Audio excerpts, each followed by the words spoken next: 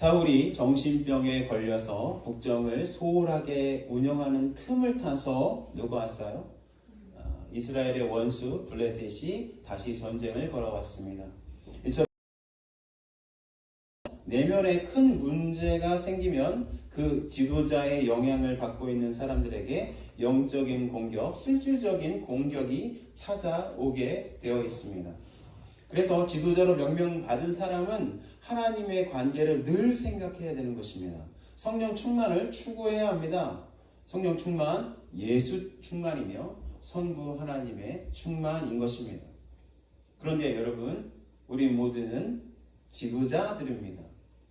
한 가정의 아버지, 남편이며 어머니와 아내입니다. 그리고 자신의 권위 아래 사람들이 있는 그런 지도자들입니다. 우리 다 지도자들입니다. 여러분 인정하십니까? 여러분 스스로에게 나는 지도자다 이렇게 인식하셔야 되는 것입니다. 그래서 우리의 영적인 상태에 따라서 우리의 권위 아래에 있는 사람들의 평강이 결정된다는 것을 우리는 깊게 생각하고 인식해야 되고 늘 우리 마음속에 굳게 여겨야 하는 것입니다. 성령 하나님의 충만은 우리 생명과 깊게 연관되어 있습니다. 뿐만 아니라 성령 하나님의 충만은 우리의 날개 밑에 있는 사람들의 그 생명, 안전 그런 것에 정말로 깊게 연관되어 있다고 우리는 믿어야 하는 것입니다. 사울의 범죄함 때문에 성령 하나님이 사울에게서 떠났고 사울에게는 악령이 역사하기 시작했습니다. 그래서 사울은 두려움과 공포에 떠는 날이 많아졌습니다. 그런 사울의 정신병은 곧바로 이스라엘 민족의 안녕을 위협하는 직접적인 원인이 되었다는 것, 우리는 본문을 통해서 확인할 수 있습니다. 그래서 우리가 속한 가정을 지키기 위해서, 또 우리가 속한 우리 둘러싸인 침례교회를 지키기 위해서, 또한 우리에게 영향을 받고 있는 사람들을 안전하게 보호하고 그의 생명을 보존하기 위해서 우리 어떻게 해야 되겠습니까? 성령의 하는 것입니다. 그래서 여러분, 눈을 뜨자마자 하나님께 기도해야 되는 것 무엇입니까? 성령 충만인 것입니다. 여러분, 차를 타자마자 우리가 추구해야 되는 것, 간구해야 되는 것 무엇입니까? 성령 충만입니다. 장소를 이동할 때마다 우리가 계속해서 짧게나마 하나님께 화살 기도라고 하죠. 짧게 하나님께 기도해야 되는 것, 성령의 충만함을 구하는 기도입니다. 여러분, 거듭 말씀드리자면 성령 충만 구하는 기도, 우리의 영적인 기쁨을 위해서만 구하는 것이 아니라 성령 충만을 위해서 기도하는 것, 우리의 육적인 생명을 지키고 영적인 생명을 지키기 위한 최소한의 도구이며 기도이며 우리 밑에 보호받고 있는 사람들을 보호하고 그 생명을 유지하는데 가장 필수적인 기도인 것을 우리는 잊지 말아야 하는 것입니다. 성령 충만에 실패한 그 사울 때문에 사단의 세력을 대표하고 있는 블레셋이 쳐들어온 영역이 어떤 지역이었는지 본문은 밝히고 있어요. 1절을 보니까 블레셋 군대가 유다에 속한 소고에까지 쳐들어왔다고 하고 있습니다. 그렇죠? 그러니까 사울의 영적인 타락이 이스라엘 지경 깊숙이까지 사단의 세력이 침투하게 만드는 계기가 되었다는 것을 우리는 본문을 통해서 알 수 있습니다. 우리의 어떤 영역에 사단의 침입이 있는지 살펴보아야 하는 것입니다. 여러분들의 그 재정 사단의 침투가 있는지 살펴보셔야 하는 것입니다. 여러분의 그 육신적인 건강, 그 건강에 사단의 공격이 혹시 있는지 살펴보시기 바랍니다. 여러분의 그 정신적인 영역, 정서적인 영역에 사단의 어떠한 압박이 있는지 여러분 살펴보시기 바랍니다. 여러분의 그 가족 간의 관계 속에서 사단의 침입이 있는지 여러분 살펴보시기 바랍니다. 여러분의 직장과 사업 안에 사단의 침입이 있을 수 있습니다. 그것을 감지하셔야 하는 것입니다. 여러분들의 영적인 생활 속에서 여러분의 영적인 감각이 둔해지고 하나님을 향한 열심이 낮아지고 있다면, 성경 읽기가 싫어지고 기도가 싫어지고 예배 드리는 것이 무뎌지고 있다면 우리 큰일 난 것입니다. 큰일 난 것입니다. 사울이 그 일을 포기했기 때문에 그 자신이 고통당하고 있을 뿐만 아니라 그 자신의 그 고통 때문에 그 사람이 가지고 있는 그 위치가 있어서, 왕이란 그 지위라는 그 높은 지위가 있어서 그 밑에 있는 사람들까지 고통을 당하고 있는 모습 우리가 보고 있지 않습니까? 저는 모든 문제의 근원이 사단의 침입이라고 말씀드리는 거 아니에요. 그렇지만 우리가 살다 보면 우리가 성령의 충만을 구하지 않았기 때문에 사단이 유다 땅 소고에까지 쳐들어온 것처럼 그렇게 우리 삶에 그 깊숙이 쳐들어와서 싸움을 걸고 있는 부분이 있다는 것을 말씀드리는 것입니다. 그리고 그렇게 우리 삶 속에 영적인 전쟁과 관련되어 있다는 것은 우리는 금방 알 수 있습니다. 어떻게 알 수 있을까요? 어떻게 우리 삶 속에서 일어난 어려움이 영적인 전쟁과 관련이 있다는 것을 어떻게 알 수 있을까요? 본문을 보면요, 우리의 상태가 사울과 같은 상태가 되었는지를 살펴보면 이 싸움이 영적인 부분과 관련이 있구나. 사울의 상태, 어떤 상태 이거죠? 우리에게 닥친 어려움 때문에 우리 가운데, 우리 마음속에 두려움이 가득 차게 된다면 이거 영적인 싸움과 관련이 있다고 우리는 판단할 수 있습니다. 우리가 일어난 그 문제 때문에 공포에 휩싸여 있다면 이거 그냥 실질적인 어떠한 보이는 것의 문제뿐만 아니라 그 보이지 않는 그 영역 속에서 일어난 전쟁이구나 라고 여러분 판단하시면 맞는 것입니다. 여러분, 오늘 11절에서 사울과 이스라엘이 골리앗의 호령 때문에 두려움에 휩싸여 있다고 말씀하고 있습니다. 이렇듯이 우리가 어떤 문제 때문에 두려움에 휩싸여 있다는 것, 이거 그 문제의 이면을 바라볼 수 있는 우리 영적인 감각과 그 시각이 정말로 필요한 것입니다. 그리고 우리가 만나고 있는 그 어려움이 영적인 전쟁과 연관이 있다고 판단되면 우리는 정신을 차려야 합니다. 그리고 시편 기자가 명령했듯이 이렇게 명령해야 되는 것입니다. 시편 42편 11절 말씀입니다. 이 말씀을 우리 영혼에 명령하듯이 함께 읽겠습니다. 시작. 내 영혼아, 내가 어찌하여 낙심하여 어찌하여 내 속에서 불안해하는가? 너는 하나님께 소망을 두라. 나는 그가 나타나 도우심으로 말미암아 내 하나님을 여전히 찬송하리로다. 시편의 기자로, 지금 시편 42편은 고라 자손의 어떤 사람이 지은 시인데 그분도 두려움에 휩싸여 있었나 봐요. 그분도 마음이 낙심되어 있었나 봐요. 그랬을 때 그 밑바닥에 있는 하나님의 은혜를 의지해서 자기 영혼에게 선포한 것입니다. 명령한 것입니다. 하나님을 바라봐라. 도우심을 바라봐라. 그래서 주님을 찬송해라 라고 명령하고 있습니다. 여러분, 우리도 이런 상황 속에서 이렇게 해야 될 줄 믿습니다. 오늘 말씀은 이스라엘을 두렵게 했던 골리앗의 외모에 대해서 자세하게 다루고 있습니다.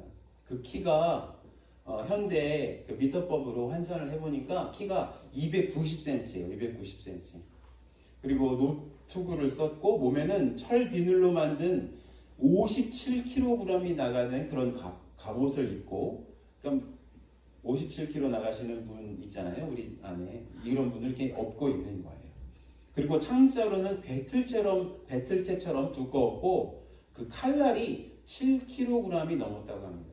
여러분, 칼날이요, 여러분 7kg가 된다는 거 엄청나게 큰 칼이에요. 원래 칼은 날카롭게 만들지 않습니까? 창은. 그런데 그것이 7kg가 넘는 거예요.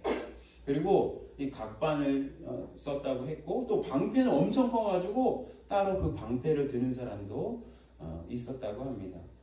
그렇게 거대한 거인이 중무장을 하고 날마다 이스라엘 군사들에게 이렇게 외치는 것이었습니다. 8절에서 10절 제가 읽어드리겠습니다. 그가 서서 이스라엘 군대를 향하여 외쳐 이르되 너희가 어찌하여 나와서 전열을 벌였느냐. 나는 블레셋 사람이 아니며 너희는 사울의 신복이 아니냐. 너희는 한 사람을 택하여 내게로 내려보내라. 그가 나와서 싸워서 나를 죽이면 우리가 너희의 종이 되겠고 만일 내가 이겨 그를 죽이면 너희가 우리의 종이 되어 우리를 섬길 것이니라. 그 블레셋 사람이 또 이르되 내가 오늘 이스라엘 군대를 모욕하였으니 사람을 보내어 나와 더불어 싸우게 하라. 정말로 이렇게 외치고 있는 그 거인의 이야기를 듣고 이스라엘 사람들과 사울 왕은 정말로 두려움에 휩싸여 있었던 것입니다. 이처럼요. 우리에게 발생된 어려움은 정말로 골리앗처럼 커 보입니다. 그리고 골리앗처럼 아주 큰 공포로 몰아 넣을 때가 있는 것입니다. 이렇게 얘기하는 거죠. 야, 너 이제 끝장이야. 너 이제 돈 없잖아. 너 건강 없잖아. 너 관계 망쳐졌잖아. 너 실패했잖아. 끝장이야. 너 어떻게 앞으로 살아갈 거야? 너에게는 아무 소망이 없어. 그냥 비극적으로 겨우겨우 살아갈 거야. 그냥 목숨만 붙어서 그냥 평생 그렇게 살아갈 거야. 그냥 포기해. 너에게는 아무런 도움이 없어. 아무런 소망이 없어. 이렇게 외치는 골리앗의 외침 우리가 가끔 들을 때가 있는 것입니다. 그런데 여러분, 우리가 이렇게 살면서요, 우리에게 두려움을 주는 이런 골리앗 여러분 한두 번 만나보셨어요? 아니지 않습니까? 정말 우리 삶을 이렇게 돌아보면은 이런 골리앗 여러 번 만났습니다. 여러 번 만나서 그 골리앗이 떠드는 이 큰 소리에 우리 심장이 내릴 때가 많이 있었습니다. 사울과 이스라엘도 이방 민족과의 전쟁 한두 번 아니었어요. 사울과 이스라엘이 이방 민족과 전쟁을 해서 그 공포와 두려움을 한두 번 겪은 것이 아닙니다. 여러분 잘 생각해 보면 우리가 사무엘상을 쭉 강의하고 있는데 사울왕이 처음으로 왕으로 등극해서 어떤 일이 있었어요? 이스라엘의 길리앗 야베스 사람들이 암몬 사람들에게 침입을 받았어요. 암몬 사람들이 어떻게 했냐면 너희의 남자들 눈 한쪽 빼내라. 그렇지 않으면 우리와 화친할 생각하지 말아라. 우리는 너희를 다 죽여버리겠다. 그랬을 때 사울왕은 어떻게 했습니까? 그 소리를 듣고 소 2마리를 각을 떠가지고 이스라엘 전역에 보내버렸지 않았습니까? 그래서 군사를 모집을 해서 암몬 군사를 무찔렀던 사람이 누구였습니까? 사울왕이었습니다. 무찔렀던 민족이 누구였습니까? 이스라엘 민족이었습니다. 또 블레셋 군사 수십만 명이 이제는 특공대를 조직해가지고 이스라엘을 쳐들어왔을 때 사울과 이스라엘 백성 정말 간담이 서늘해져서 무화과 나무 밑에서, 그렇죠? 석류나무 밑에서 숨지기 가서 겨우 600명의 사람들만 남았었어요. 그때 요나단과 그의 수하가 하나님의 용기를 힘입고 블레셋 사람들에게 쳐들어갔을 때 어떤 일이 일어났습니까? 하나님께서 도와주시지 않았습니까? 천둥을 치고 지진을 일으켜서 블레셋 사람들끼리 서로 싸우게 해서 그날 큰 승리를 이루게 하지 않으셨습니까? 이런 일이 한두 번이 아니었다고 사무엘상 14장 47절 48절 이렇게 말씀하고 있습니다. 제가 읽어드리도록 하겠습니다. 사울이 이스라엘 왕위에 오른 후에 사방에 있는 모든 대적 곧 모압과 암몬 자손과 에돔과 소바의 왕들과 블레셋 사람들을 쳤는데 향하는 곳마다 이겼고 용감하게 아말렉 사람들을 치고 이스라엘을 그 약탈하는 자들의 손에서 건졌더라. 이렇게 승리의 기억이 많았던 사울, 이렇게 승리의 기억이 많았던 이스라엘 백성. 그런데 오늘 본문에서는 그 그렇게 승리의 기억이 충만해야 하는 사울과 이스라엘 백성들은 지난날 자신들이 거두었던 모든 승리의 기억은 하나도 떠올리지 못하고 있습니다. 그리고 자신들이 당하는 그 어려움을 마치 처음 당하는 것처럼 그렇게 공포에 떨고 있는 것입니다. 여러분, 우리도 과거 속에서 그렇게 큰 어려움이 있을 때 하나님의 도우심으로 그 어려움을 뚫고 이 자리에 있는데도 지금 우리가 겪고 있는 각종 어려움을 마치 처음 겪고 있는 것처럼 있다는 것입니다. 그래서 여러분 정말로 그렇지 않습니까? 어떤 어려움이 찾아왔을 때 그 어려움이요, 우리 정도 나이가 되면요, 우리가 이렇게 살면서 하나님께서 그 어려움 속에서 우리를 건져내신 그 승리의 기억이 다 있으십니다. 그거 없이는 우리가 신앙생활 할 수 없어요. 그런데도 불구하고 어려움이 또다시 찾아오면 그 어려움이 처음인 것처럼 마치 생전 그런 일은 없었는데 지금 그 일이 나에게 발생된 것처럼 그렇게 여겨질 때가 있어요. 느껴질 때가 있어요. 그래서 그 어려움 만날 때마다 새로운 어려움으로 느껴져서 더욱 마음이 힘들 때가 있다는 것입니다. 그래서 성경은요, 우리에게 이렇게 말씀하는 것이에요. 뭐라고 말씀하시냐면, 우리 삶에 안겨주신 주님의 승리를 기억해라 라고 명령하시는 것입니다. 하나님의 승리를 기억하고 묵상함으로써 하나님의 크심을 믿으라는 것입니다. 또한 우리 지금 이 상황 속에서 하나님은 우리가 만난 그 문제보다 더 크시고 능히 해결해 주실 것을 믿으라고 우리에게 명령하시는 것입니다. 이거 그냥 권면 아니에요. 명령이에요, 명령. 어려움을 만났을 때 과거에 하나님께서 우리에게 주셨던 그 승리의 기억을 떠올리라고 명령하시는 것입니다. 시편 77편 11절에서 15절 말씀입니다. 다 같이 읽겠습니다. 이 말씀 중요합니다. 다 같이 읽겠습니다. 시작.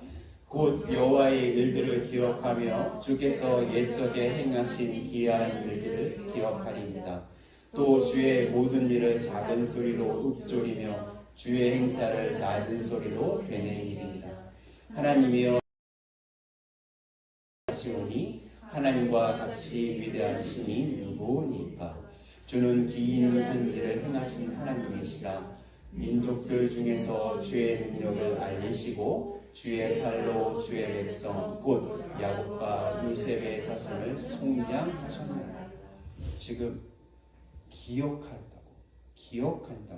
기억하면서 쭉 과거에 하나님께서 이스라엘 백성들에게 어떤 일을 행하셨는지 그것을 되뇌이면서 그것을 언급하면서 자신의 영혼에 명령하고 있는 것이 시편 77편의 말씀인 것입니다. 그래서 하나님께서 어떻게 역사하셨는지를 기억하는 것, 성령 충만을 위한 중요한 방법임을 우리는 알아야 되는 것입니다. 그리고 여러분, 성경에서요, 기억해라 라고 하는 이 기억하라는 것은요, 사랑한다 라는 말과 거의 동의어예요. 주님께서 이스라엘 백성들을 기억하셨다 라고 말씀하실 때는 어떤 일이 일어나요? 이스라엘 백성들에게 구원이 일어나요. 그렇다면 우리가 주님을 기억한다 라는 그 말은 주님의 그 놀라운 역사, 구원의 역사를 기억한다는 것 자체가 우리가 하나님을 사랑한다는 것을 의미하는 것입니다.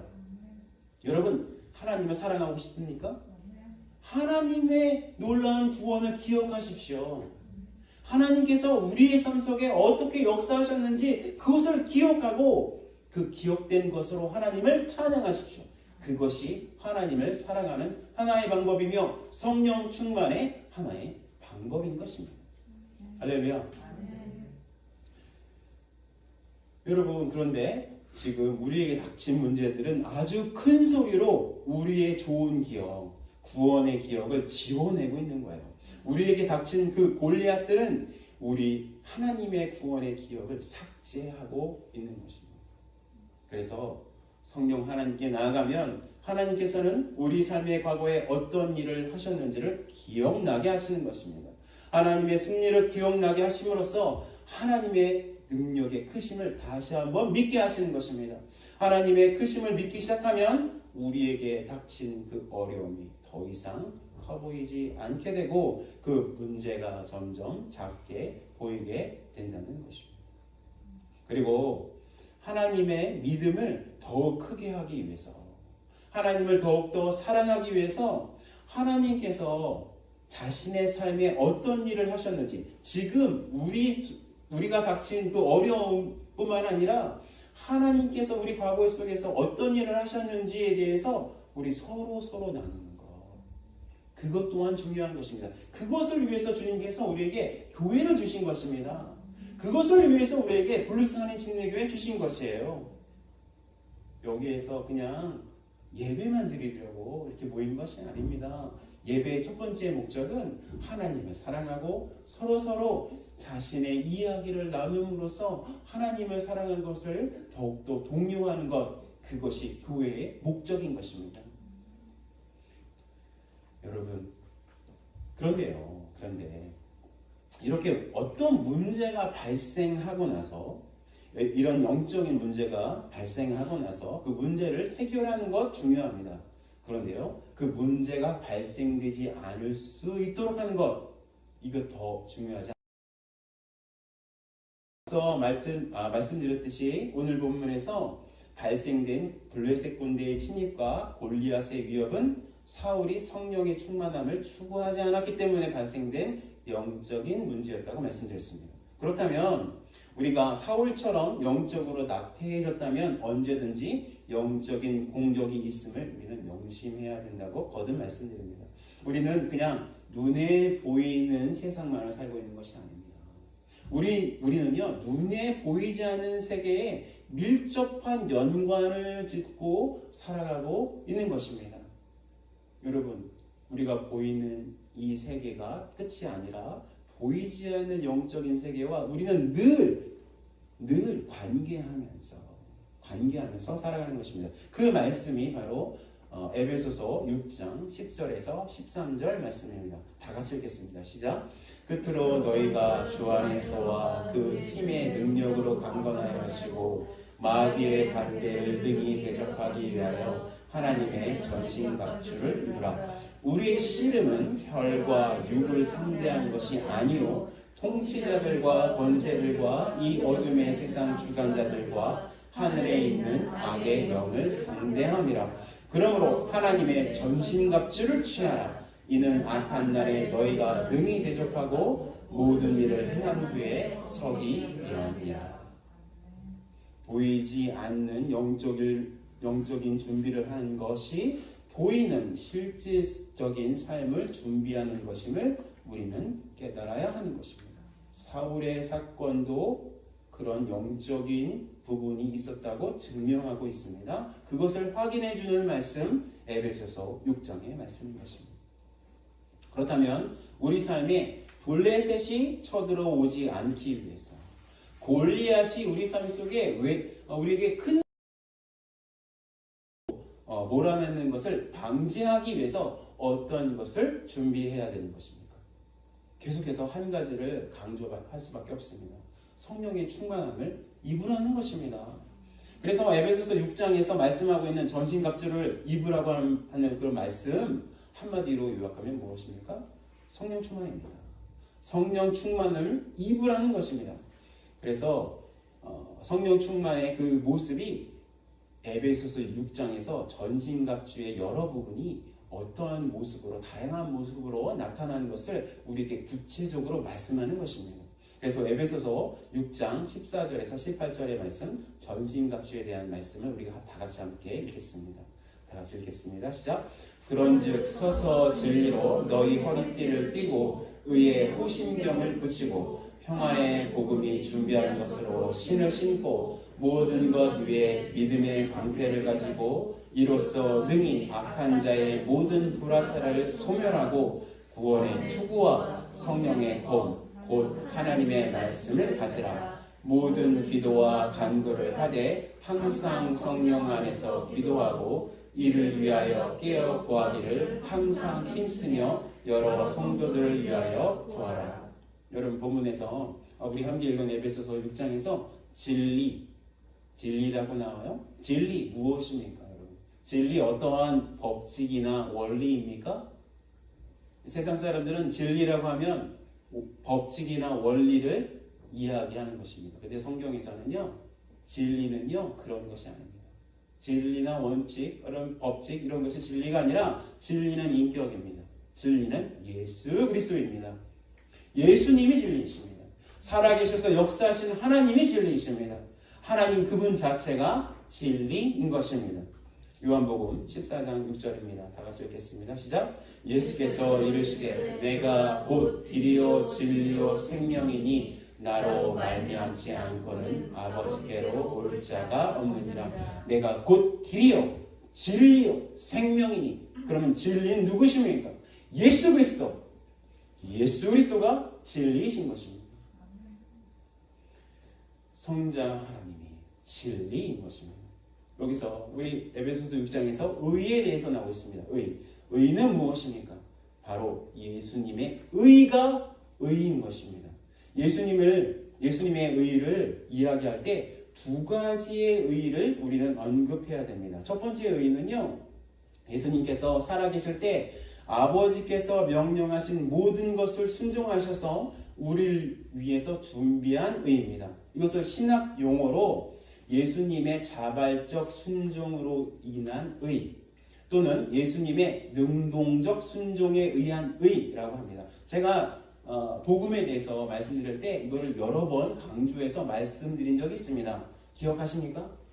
네, 기억하시면 좋겠습니다. 다시 한번 말씀드립니다. 예수님께서 모든 율법을 태어나셔서 십자가에 가기까지 모든 율법을 다 지키셔서 율법을 지키셔서 얻어낸 그 의가 바로 자발적인 의이며 예수님의 능동적 순종에 의한 의라고 말씀하고 있는 것입니다. 이것을 증명하는 말씀이 갈라디아서 4장 4절에서 5절 말씀입니다. 다 같이 읽겠습니다. 시작. 때가 참에 하나님이 그 아들을 보내사 여자에게 나게 하시고 율법 아래 나게 하신 것은 율법 아래 있는 자들을 속량하시고 우리로 아들의 명분을 얻게 하려 하심이라. 로마서 2장 13절 말씀 다 같이 읽겠습니다. 시작. 하나님 앞에서는 율법을 듣는 자가 의인이 아니요 오직 율법을 행하는 자라야 의롭다 하심을 얻으리니.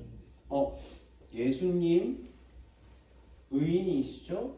그러면 하나님의 말씀에 예수님이 의인이라면 어떻게 해야 됩니까? 율법 아래에 예수님을 오게 하셨다고 했어요. 그러면 예수님께서 그 모든 율법 다 지키셨다는 거예요? 지키지 않으셨다는 거예요?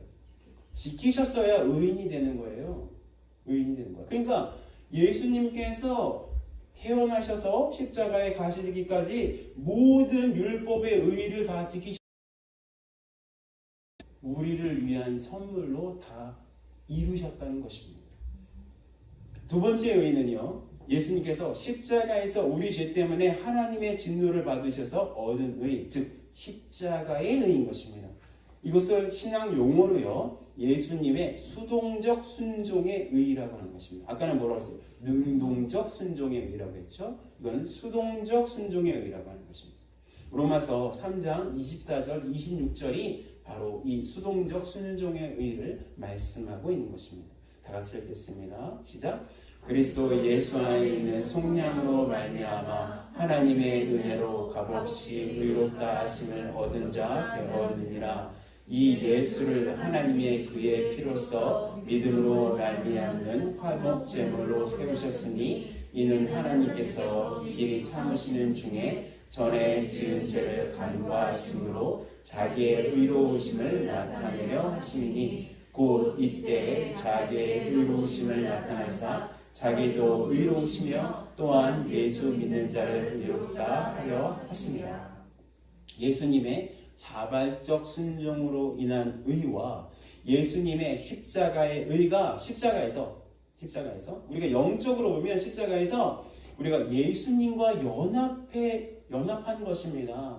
그래서 우리가 예수님과 함께 죽은 것이에요. 그것이 로마서에서 말씀하고 있는 거예요. 이미 죄에 대해서 우리가 값을 예수님의 십자가에서 죽으심으로 말미암아 치른 것입니다. 그때 예수님과 십자가에서 연합했을 때 예수님께서 갖고 계신 그 능동적 순종의 의, 모든 율법을 지키셔서 이루신 그 의가 선물로 우리에게 옮겨지게 되는 것입니다.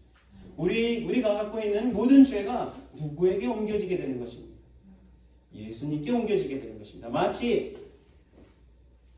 대제사장이 염소에게 안수하여 모든 민족의 죄를 안수해서 옮기는 것과 같이 우리의 죄가 십자가에서 예수님에게 옮겨지고 예수님의 모든 의가 우리에게 옮겨지게 되는 것입니다. 그것을 하나님께서 보시고 우리를 의롭다 칭하시는 것입니다. 이것이 의입니다. 이것이 여기에 대한 지식을 날마다 새롭게 하는 것. 예수님에 대한 진리를, 예수님이 진리라고 했잖아요. 진리를 날마다 새롭게 하는 것. 이게 뭐예요? 전신갑주를 입는 것입니다. 전신갑주를 입는 건 무엇입니까? 성령의 충만함을 추구하는 것입니다. 여러분 또 본문에 복음의 신발이라고 말씀하고 있어요. 복음의 신발. 그것은 바로 성부 하나님께서 나 자신의 구원을 위해서 창세전부터 그 구원을 계획했다는 것을 믿는 것입니다. 이것을 복음의 신발을 장착하는 것이다. 또한 성자 하나님께서 성부 하나님의 그 구원의 계획을 실행하시기 위해서 2000년 전에 오셔서 그 모든 율법의 의를 이루시고 십자가에서 우리를 위해서 돌아가셨다가 3일 만에 부활하신 것을 믿는 것입니다. 이것이 복음의 신발인 것입니다. 또한 성령 하나님께서 이 모든 사랑의 구원의 계획과 실행을 우리 영혼에 직접 적용하셨다는 것을 믿는 것입니다. 이것이 바로 복음의 신발인 것입니다. 이것을 말씀하고 있는 것이 에베소서 1장 4절에서 6절, 13절에서 14절 말씀입니다. 다 같이 읽겠습니다. 시작. 곧 창세전에 그리스도 안에서 우리를 택하사 우리로 사랑 안에서 그 앞에 거룩하게 흠이 없게 하시려고 그 기쁘신 뜻대로 우리를 예정하사 예수 그리스도로 말미암아 자기의 아들들이 되게 하셨으니 이는 그가 사랑하시는 자 안에서 우리에게 거저 주시는 바 그의 은혜의 영광을 찬송하게 하려는 것이라. 그 안에서 너희도 진리의 말씀 곧 너희의 구원의 복음을 듣고 그 안에서 또한 믿어 약속의 성령으로 인치심을 받았으니 이는 우리 기업의 보증이 되사 그 얻으신 것을 성량하시고 그의 영광을 찬송하게 하려 하시니라. 여러분 이 말씀 에베소서 1장을 쭉 읽어보면요, 구원의 계획이 누구한테서부터 왔어요? 성부 하나님께서 구원의 계획을 세우시고 언제요? 태초 전에 우리를 향한 하나님의 구원의 계획을 태초 전에 세우시고 그 구원의 계획 따라 예수님께서 오셔서 그 구원의 계획을 실행하시고 성령 하나님께서 우리 각 사람에게 적용하셔서 그 구원의 계획을 적용하셔서 우리를 구원하게 하셨다. 이게 복음입니다. 이 복음을 우리가 신어야 되는 것입니다. 이 복음을 날마다 되뇌어야 되는 것입니다. 묵상해야 되는 것입니다. 우리 마음속에. 그래서 그 복음의 신발을 신고 어디든지 다녀서 누가 보더라도 우리가 예수님 때문에 기뻐해서 자연스럽게 하나님의 복음을 전하는 삶, 우리의 부르심인 것입니다. 여러분 또 방패에 대해서 나왔어요. 믿음의 방패. 믿음의 방패 무엇입니까? 성부 하나님, 성자 하나님, 성령 하나님, 즉 삼위일체 하나님께서 나를 위한 그 모든 구원의 계획, 실행과 적용을 완전하게 하셨다. 완전히 봉해버렸다. 움직이지 않게 하셨다. 그것을 믿는 것입니다. 구원의 확증인 것입니다. 그리고 겸손하게 나 자신의 행함이나 의로움 또는 능력으로 살아갈 것을 포기하고 나 자신이 하나님으로서 살아갈 것 포기하고 오직 주님의 능력과 사랑으로 살아갈 것을 결정하는 것. 그것이 믿음인 것입니다. 그래서 히브리서 12장 1절에서 2절 이렇게 말씀하고 있는 것입니다. 다 같이 읽겠습니다. 시작. 이러므로 우리에게 구름같이 둘러싼 허다한 증인들이 있으니 모든 무거운 것과 얽매이기 쉬운 죄를 벗어버리고 인내로서 우리 앞에 당한 경주를 하며 믿음의 주요 또 온전하게 하시는 이인 예수를 바라보자. 그는 그 앞에 있는 기쁨을 위하여 십자가를 참사 부끄러움을 개의치 아니하시더니 하나님 보좌 우편에 앉으셨느니라. 믿음의 주를 바라보는 것이에요. 나의 능력을 바라보는 것이 아니라 믿음의 주인 예수 그리스도를 바라보는 것, 그것이 믿음의 방패라고 말씀하고 있는 것입니다. 또한 구원의 투구 무엇입니까? 구원의 투구, 나의 구원을 나 자신이 증명해서 이야기할 뿐만 아니라 성령 하나님께서 우리의 구원을 확증하신다는 것을 믿는 것, 그것이 바로 구원의 투구인 것입니다. 로마서 8장 14절에서 16절 이렇게 말씀하고 있습니다. 다 같이 읽겠습니다. 시작. 무릇 하나님의 영으로 인도함을 받는 사람은 곧 하나님의 아들이라. 너희는 다시 무서워하는 종의 영을 받지 아니하고 양자의 영을 받았으므로 우리가 아빠 아버지라고 부르짖느니라. 성령이 친히 우리의 영과 더불어 우리가 하나님의 자녀인 것을 증언하시나니. 나 자신도 양자의 영, 즉 아들의 영, 성령 하나님을 받았기 때문에 하나님을 어떻게 해요? 아빠 아버지, 아바 아버지라고 부르게 되는 것이에요. 뿐만 아니라 내가 하나님 아버지를 아빠 아버지라고 부르는 것을 누가 증명하고 있습니까? 성령 하나님께서 우리 자신이 하나님의 아들과 딸이라는 것을 직접 증명해 주신다는 것입니다. 이것을 믿는 것이 구원의 투구를 쓰는 것입니다. 말씀, 또 말씀이 나오잖아요. 모든 말씀이 무엇입니까? 모든 진리가 아닌 것, 이 무기로 때때로 우리 속에서 일어나는 의심과 나쁜 생각, 하나님보다 높아져 있는 모든 교만을 하나님의 말씀으로 낮추어 버리는 것입니다. 모든 생각을 사로잡아서 그리스도에게 복종하게 하는 능력, 이것이 바로 하나님의 말씀인 것입니다. 고린도후서 10장 4절에서 5절입니다. 다 같이 읽겠습니다. 시작. 우리의 싸우는 무기는 육신에 속한 것이 아니요 오직 어떤 견고한 진도 무너뜨리는 하나님의 능력이라. 모든 이론을 무너뜨리며 하나님 아는 것을 대적하여 높아진 것을 다 무너뜨리고 모든 생각을 사로잡아 그리스도에게 복종하게 됩니다. 우리의 세계관에 대한 문제인 것입니다. 세상의 세계관에 대한 문제인 것입니다. 세상은요, 하나님을 무시합니다. 하나님보다 높아지려고 합니다. 모든 세상의 이론이 하나님보다 높아져서 자신이 진리라고 주장하고 있습니다. 하나님의 말씀이 그 모든 이론을 격파하고 하나님의 놀라운 능력이 격파해서 모든 생각을 하나님 앞에 사로잡아서 그리스도께 복종하게 하는 것. 주님의 말씀을 읽으면 우리 세계관이 바뀌어져서 그렇게 복종하게 될 수밖에 없는 것입니다. 여러분, 기도란 무엇입니까? 앞에서 말씀드린 예수님의 진리, 예수님의 의, 복음, 믿음, 구원의 확증, 말씀, 이 모든 하나님께서 주신 전신갑주를 가지고 이 모든 그것 위에서 하나님 앞에서 우리의 실질적인 필요와 우리의 영적인 필요와 우리 이웃들의 그 영적인 필요와 그 실질적인 필요를 위해서, 또한 선교사들을 위해서, 복음의 전파를 위해서 하나님 앞에 나가서 담대히 구하는 것, 그것이 바로 기도인 것입니다. 이렇듯이 제가 하나님의 전신갑주를 자세하게 우리 함께 속에서 하나님의 전신갑주가 어느 부분이 흔들리고 있다면 블레셋 군대가 쳐들어올 수 있는 계기가 되어지는 것입니다. 골리앗이 쳐들어와서 우리에게 공포와 두려움을 주게 되는 그런 빌미를 제공하게 되는 것입니다. 그러면 제가 말씀드린 진리, 의, 복음, 믿음, 구원의 확증, 그 말씀을, 그리고 기도를 여러분 날마다 점검하셔야 되는 것입니다. 점검하셨을 때 이런 영적인 전투를, 쓸데없는 전투를 하지 않게 되는 것입니다. 믿으십니까? 결론입니다. 우리 모두가 하나님께서 세우신 영적인 지도자임을 잊지 않으셨으면 합니다. 우리의 영적인 보호 아래 하나님께서 주신 영혼들이 있다는 거 여러분 잊지 마시기 바랍니다. 우리 자식들이 그래요. 지금 예배가 끝나가지고 이제 교회 그 뜰을 뛰어다니는 저놈들이 우리의 유산입니다. 상급입니다. 저들에게 우리가 똑같은 우리보다 더 뛰어난 믿음을 소유케 하는 것 우리의 책임인 것입니다.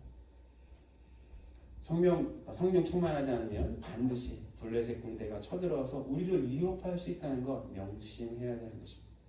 혹시 우리 삶 속에 어려움이 생겼다면 그 어려움이 우리가 성령 충만하지 않았기 때문에 사단의 공격으로 생긴 어려움들을 판별하느냐? 우리 속에 있는 공포와 두려움이 있다면 영적인 것일 수 있다. 우리가 판별할 수 있다고 했습니다. 그리고 그 영적인 전쟁 속에 들어갔을 때 어떻게 해야 된다고 했어요? 하나님의 구원의 그 기억을 떠올라야 한다고 했습니다. 그것으로 하나님께 선포해야 된다고 했습니다. 자신의 영혼에게 선포해야 된다고 했습니다. 그리고 주님의 그 놀라운 구원을 우리 서로 나누는 놀라운 역사 있어야 된다고 했습니다. 또한 영적인 준비를 미리 해야 된다고. 닥쳐서 할 것이 아니라 공격당해서 일어설 것이 아니라 그런 일이 애매한 전쟁이 있지 않게끔 방비하기 위해서 하나님의 전신갑주를 우리가 입어야 된다고 말씀드렸습니다. 그래서 우리 삶 속에 골리앗이 소리 지를 때 혹시 또 소리 지르기 전에 성령 하나님의 그 충만함을 받아서 그 골리앗을 잠재우고 오히려 골리앗이 다가오지 못하도록 방비해서 하나님의 승리를 맛보는 우리 돌로스 한인침례교회 교인들 되시길 예수 그리스도의 이름으로 축원합니다. 기도하시겠습니다.